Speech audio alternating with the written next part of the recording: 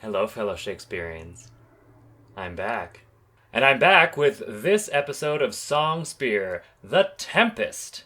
A play that suggests if you want to get revenge on the people who wronged you, you should maroon them on a sandy island. Wow, that's cold.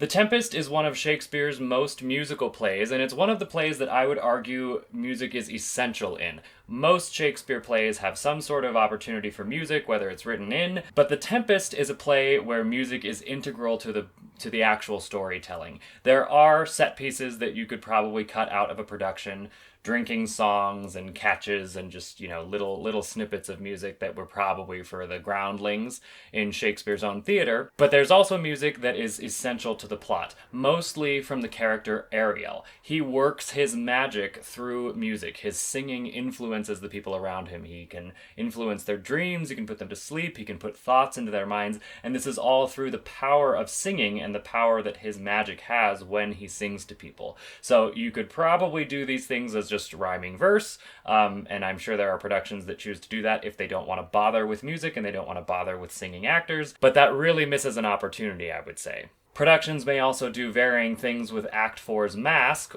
including cutting it completely, but if they include it, it also includes the song Honor Rich's Marriage Blessing for the gods to sing.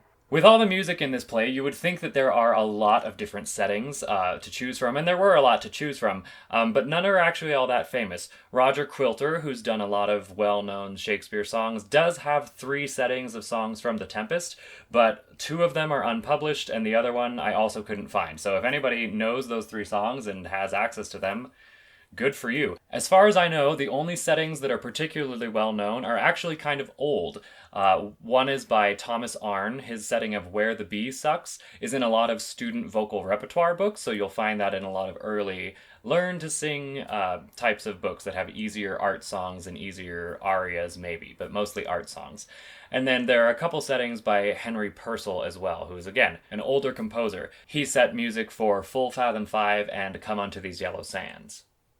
The Tempest features a whopping 8 or 9 songs, depending whether or not you consider one of them to be part of the other one.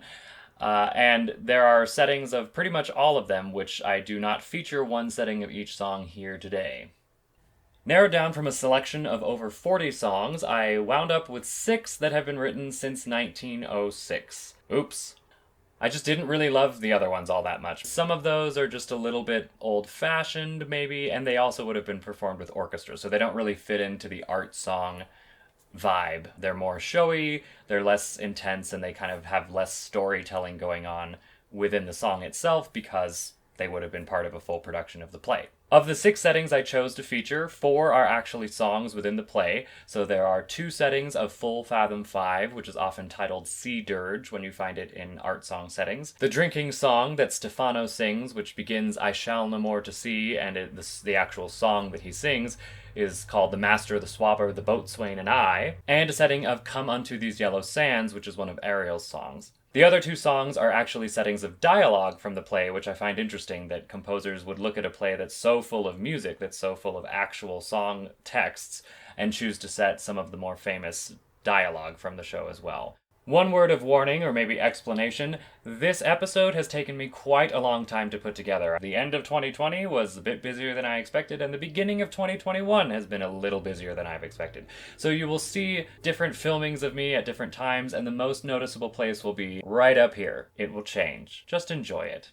Since all of the song settings I chose to feature are in the 20th century up until now, I chose to set them in chronological order just to see sort of the changing style. So the earliest in the 20th century will be 1906, and then it will be a piece that was written in 2011 as the newest one. First up is a setting by the American composer Frederic Ayres of Full Fathom 5. Frederic Ayres lived from 1876 to 1926, and so he inhabits the sort of early transition into the 20th century musical style, the late Romanticism, really.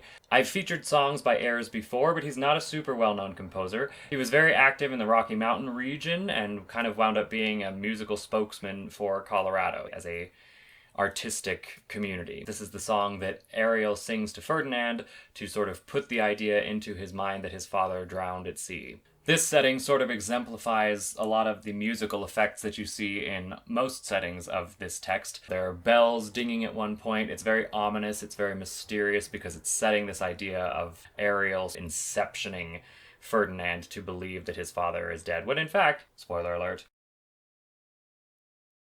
he's not. So here is Frederic Ayres' setting of Full Fathom 5, or Sea Dirge.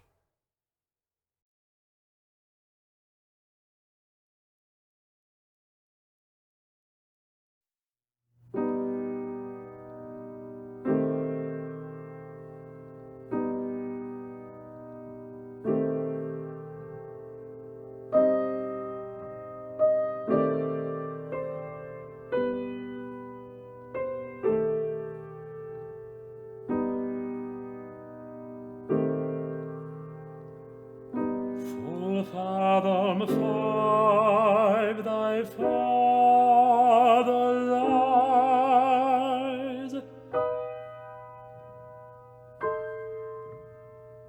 Full fathom 5, thy father lies.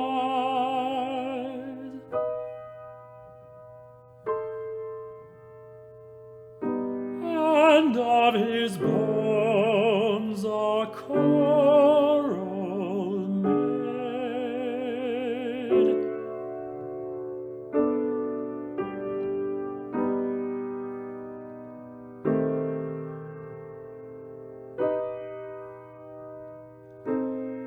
Full fathom 5, thy father lies. Of his bones are coral made.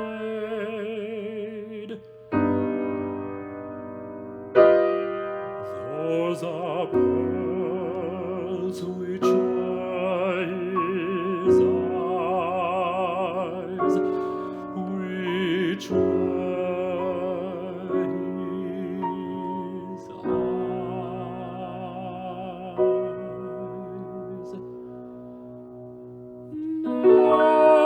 Nothing of him that doth fade, but doth suffer sea change, but doth suffer sea change into something rich and strange.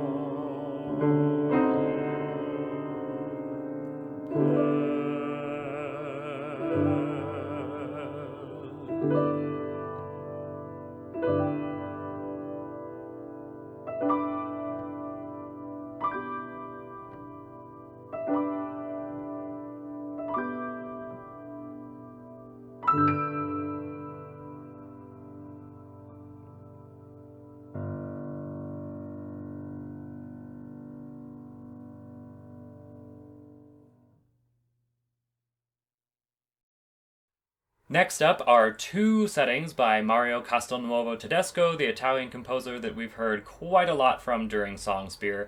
He really writes great music with really fascinating accompaniments, and it's all very modern. I love his settings. He also did a lot of settings of sonnets, about 30 of texts from the sonnets and 30 settings of texts from Shakespeare's plays. So there's a lot there for people who really like good art song and who really like Shakespeare.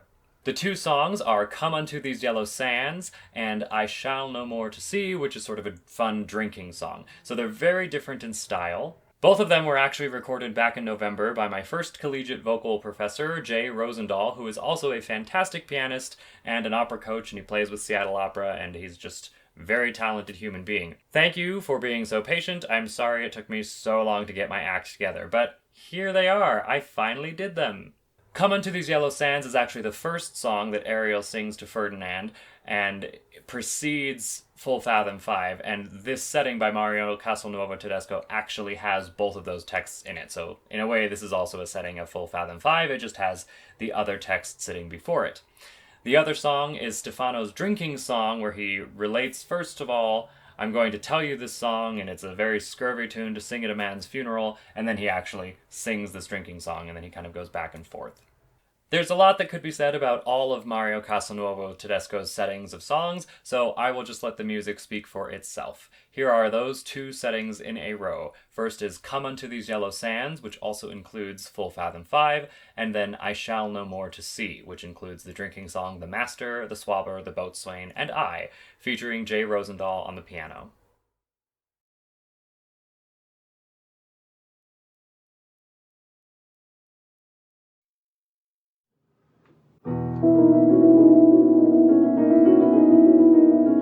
Come unto these yellow sands, and then take hands, courtesied when you have, and kissed the wild waves whilst, footed featly here and there, and sweet sprites the burden bear.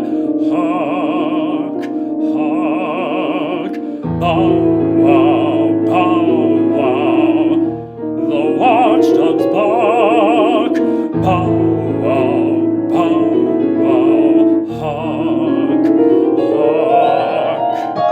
I hear the straight of strutting chanticleer cry, cock-a-doodle-doo, cock-a-doodle-doo, cock-a-doodle-doo.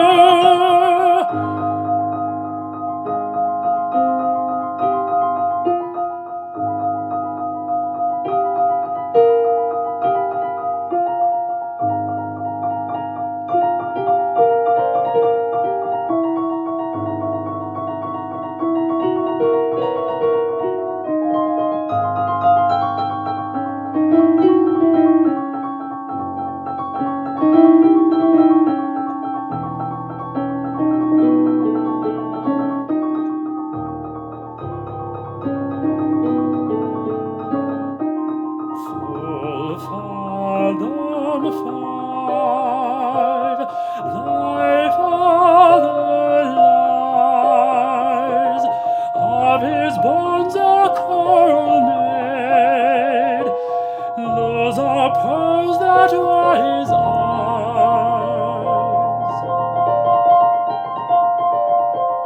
Nothing of him that doth fade, nothing of him that doth fade, but doth suffer a sea change into something rich and strange. Sea nymphs are ring his knell. Hark, now I hear them.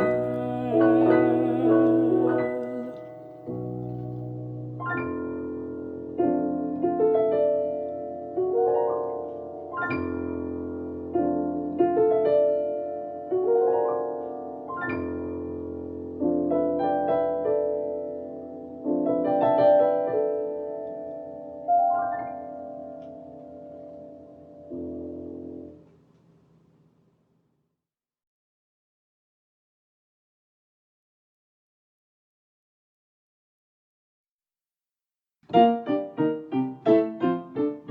shall no more to see. Here shall I die ashore. This is a very scurvy tune to sing at a man's funeral. Well, here's my comfort. The master, the swabber, the boatswain, and I, the gunner and his mate, loved Meg and Marian and Marjorie, but none of us cared for Kate, for she had a tongue with a tang, tang, tang, would cry to a sailor, go hang. She loved not the savour of tar nor of pitch, yet a tailor might scratch her where she did itch. Then to sea, boys, and let her go hang. Then to sea, boys, and let her go hang. This is a scurvy tune too.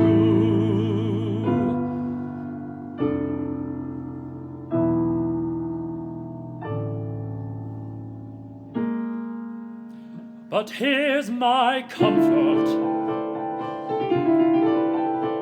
The master, the swabber, the boatswain, and I, the gunner and his mate, loved Meg and Marian and Marjorie, but none of us cared for Kate.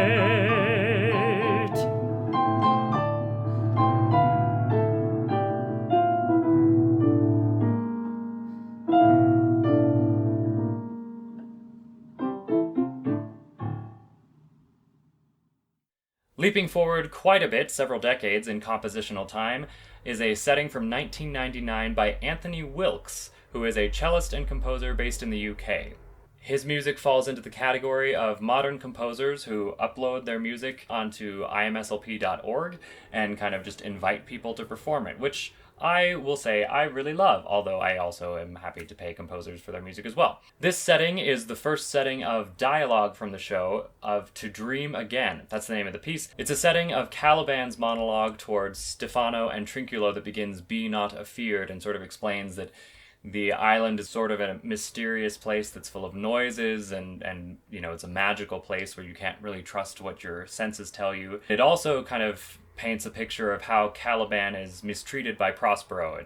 The monologue is about he's made to see these things when he's dreaming that are much better than his life, and when he wakes up, he wishes he could dream again because the dream is a lot better than his reality. In this setting, which is titled To Dream Again, the dreaminess is definitely at the forefront. There's a lot of undulating patterns in the piano. There's almost always a 16th note pattern or some sort of little arpeggiation. There's just a lot of sort of noise that's created that creates this atmosphere where everything is sort of rustling around all the time. There's a lot of chromaticism, there's a lot of whole tone bits. At one point there's just this big whole tone sort of cluster.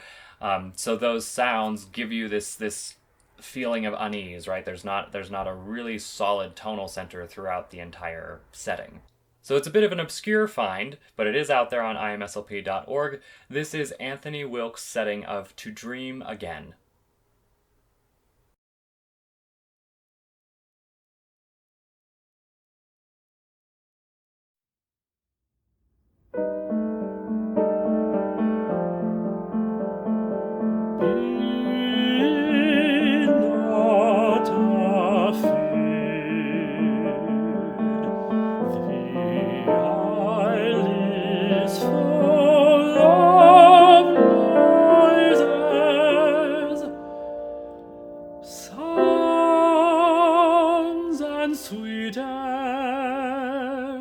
That give delight, and hurt not sometimes a tinkling instruments will hum about mine ears, and sometime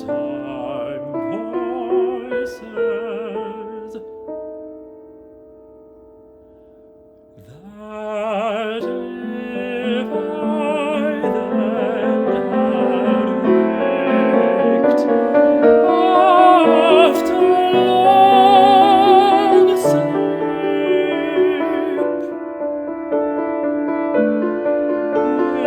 make me sleep again, and then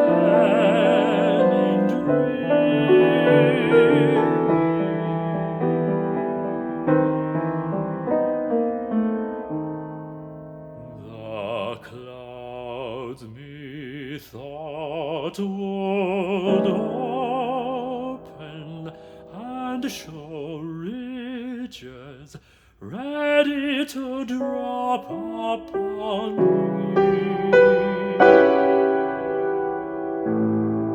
That when I waked I cried to dream again.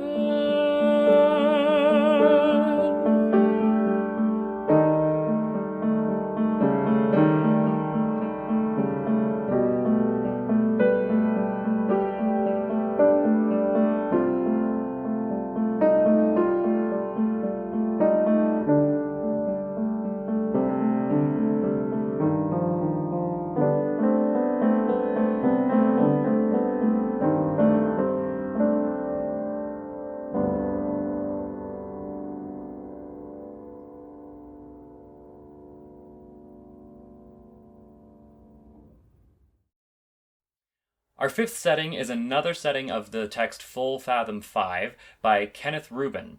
This piece was written in 2001, and I actually know Kenneth through, I think he came to some of my concerts during my college years, and we also know each other through one of the places that I work. So this is the only composer, or the first composer, that I actually know personally and have met in real life, that I've featured on SONGspeare.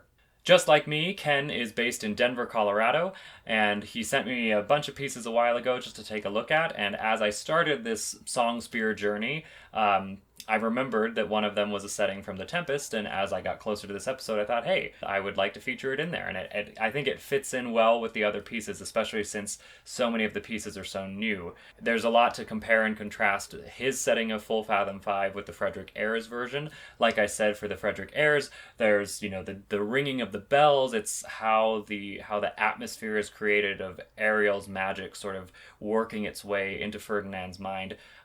But it's also very different. So here is Ken Rubin's setting of Full Fathom 5.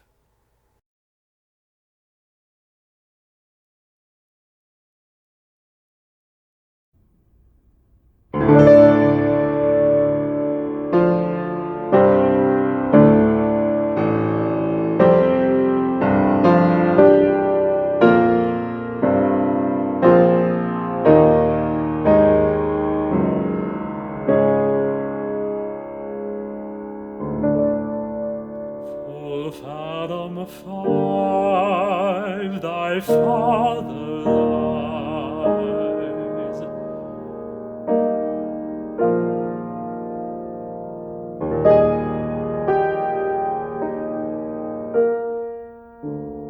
Of his bones a coral made,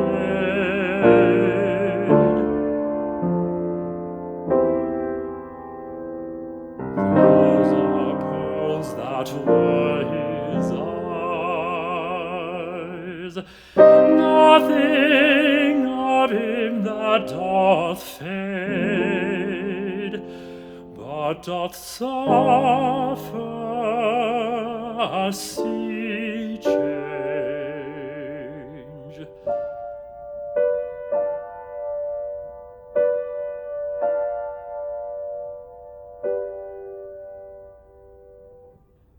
Into something rich and strange.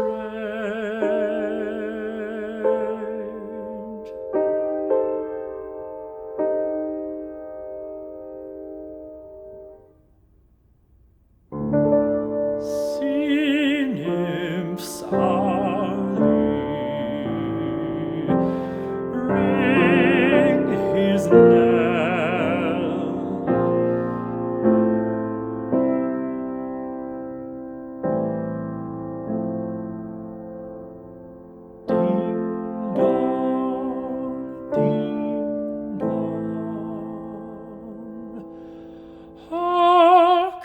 now I hear them.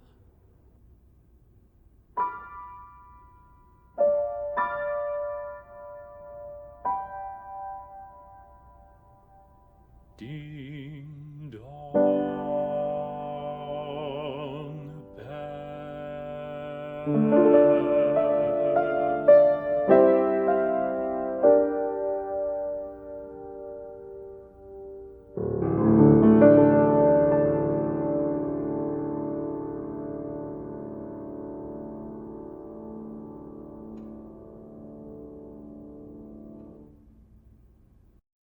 Our final setting is from 2011 and is by Glen Roven, who is a fairly well-established American musical figure who died pretty recently in 2018. He was a conductor and a composer. He won 2 Emmys. He worked with a lot of the most famous singers and especially opera singers of the day. So a pretty active and pretty vocal figure in American music. This is the second setting that is of dialogue rather than music, and it is of the very famous monologue, Our Revels Now Are Ended. This is Prospero's Act 4 speech.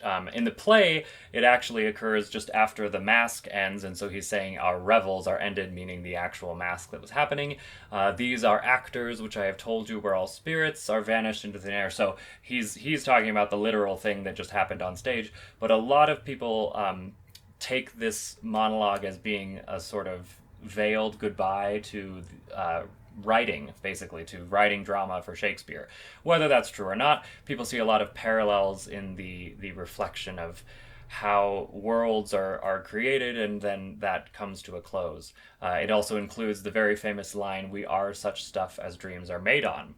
As far as dialogue in The Tempest goes, this is actually very unsurprising dialogue to be set to music because it's such a famous piece of text from the play, and it's very philosophical about art and about permanence and about how the world kind of moves on from even the most permanent things. Musically, the piece actually has a lot in common with the Anthony Wilkes piece we just heard. It has a lot of chromaticism, a lot of whole tone fragments a little bit. I think it encapsulates some of the magic that Prospero uses. It has that same sort of disjointed quality. You could also just say that both of them are from the 20th century, so they have that feeling, 20th and 21st century, actually. I would also say that just from listening to it and also having played it on the piano myself, there is certainly an orchestral quality to it. Aspects of the music that you can kind of hear different orchestral colors would fit well with. There's a lot of motion and just the hands try to cover a lot, and that's usually an indication that a composer at least is thinking orchestrally or has a lot of experience with orchestras, which of course Glen Roven did. It's also a fitting end to this episode because our revels are now ended with this final setting by Glen Roven.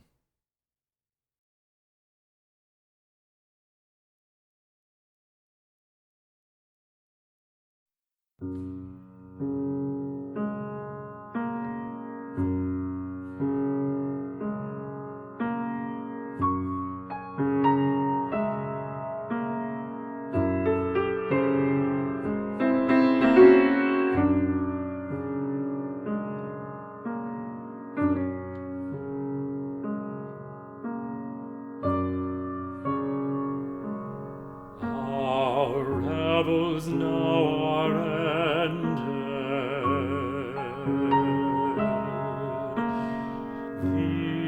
These are actors, as I foretold you, were all spirits,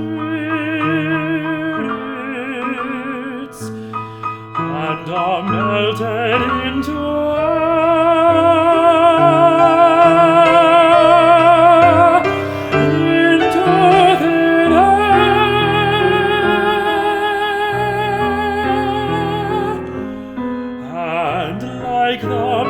fabric of this vision, the cloud-capped towers, the gorgeous palaces, the solemn temples, the great globe itself.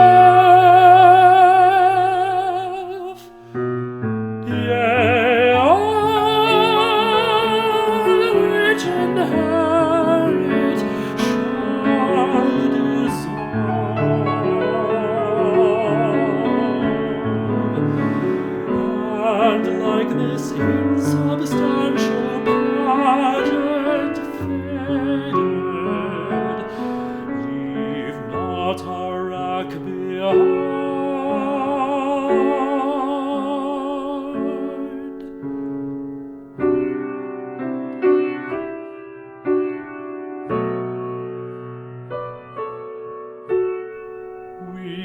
or such stuff as dreams are made on.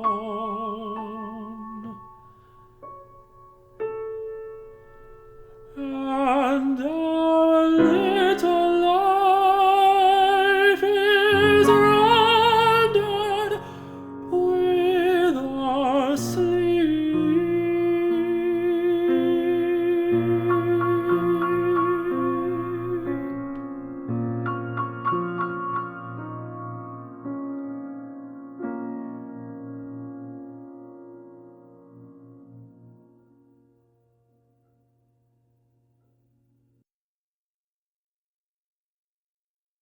Try not to be too shocked in the difference in hair length that you just experienced. It's taken me a while to get this episode put together. Thank you all so much for watching episode 14 of SONGspeare. As usual, like, comment, subscribe. If you would like to see the other videos in this series, you can pretty much search SONGspeare on YouTube. I'm pretty sure I'm the only person who uses that term, but there's also a playlist that all of these are arranged into. And if you want to see future episodes, because there will be more episodes, just a few, make sure that you subscribe to my channel and you'll get updates on that. Let me know what you loved, let me know what you hated, let me know your favorite tropical drink, if you were marooned on an island magically, I don't know. Alas, our revels are now ended, be not afeared, there will be more SONGspeare.